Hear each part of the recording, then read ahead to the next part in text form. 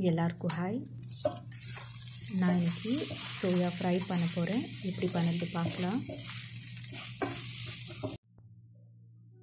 ஒரு பவுலில் 1 cup soya hot water add பண்ணிவிட்டு ஒரு 1 ஹவர் அப்படியே ஊற வைக்கிறேன். 1 ஹவர் ஆகிடுச்சு. இப்போ இந்த சோயா எடுத்து கோல்டு வாட்டரில் ஆட் பண்ணிக்கிறேன்.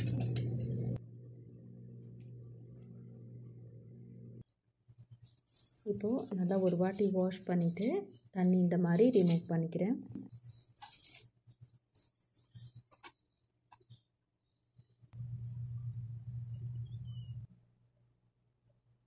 மூணு டேபிள் ஸ்பூன் அளவுக்கு எண்ணெய்,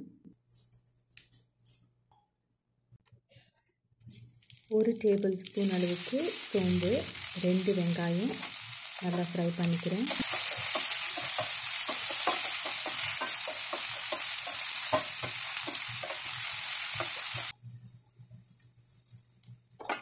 கொஞ்சமாக கருவேப்பிலை, 2 பச்சை மிளகாய், இஞ்சி பூண்டு நல்லா க்ரஷ் பண்ணி வச்சது ஒரு 2 டேபிள் ஸ்பூன் அளவுக்கு ஆட் பண்ணிக்கிறேன். 1/4 டீஸ்பூன் பட்டை பவுடர், 1/4 டீஸ்பூன் லவங்க பவுடர், 1/4 டீஸ்பூன் ஏலக்காய் பவுடர், 1/2 டீஸ்பூன் மஞ்சள் தூள், 1 டீஸ்பூன் கரம் மசாலா, 1 டீஸ்பூன் தனியா, 2 டீஸ்பூன் மிளகாய் தூள் ஆட் பண்ணிக்கிறேன். 1/2 கப் அளவுக்கு தக்காளி கிரைண்ட் பண்ணது நல்லா ஒரு 2 மினிட்டு ஃப்ரை பண்ணிக்கிறேன்.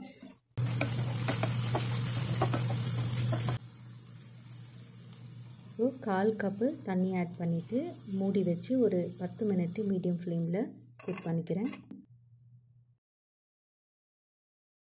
10 மினிட் ஆயிடுச்சு. இப்போது தேவையான அளவுக்கு உப்பு ஆட் பண்ணிக்கிறேன்.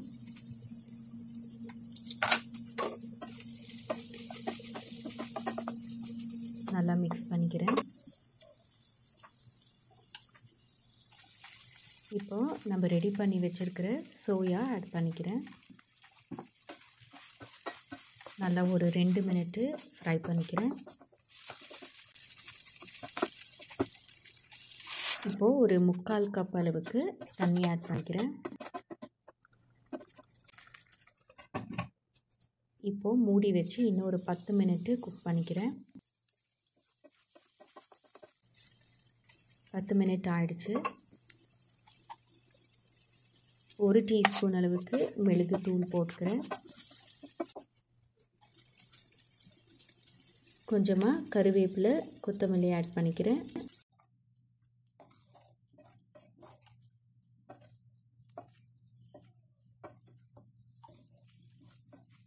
இப்போது ஃப்ளேவருக்காக நெய் ஆட் பண்ணிக்கிறேன். இன்னும் 1 மினிட்டு ஃப்ரை பண்ணிக்கிறேன். ஸ்டவ் ஆஃப் பண்ணிக்கிறேன். அவ்வளோதான், நம்ம சோயா வறுவல் ரெடி ஆகிடுச்சு. நீங்களும் ட்ரை பண்ணி பாருங்கள். இந்த வீடியோ உங்களுக்கு பிடிச்சிருந்தா லைக் பண்ணுங்கள், ஷேர் பண்ணுங்கள், கமெண்ட் பண்ணுங்கள், சப்ஸ்கிரைப் பண்ணுங்கள். தேங்க்யூ.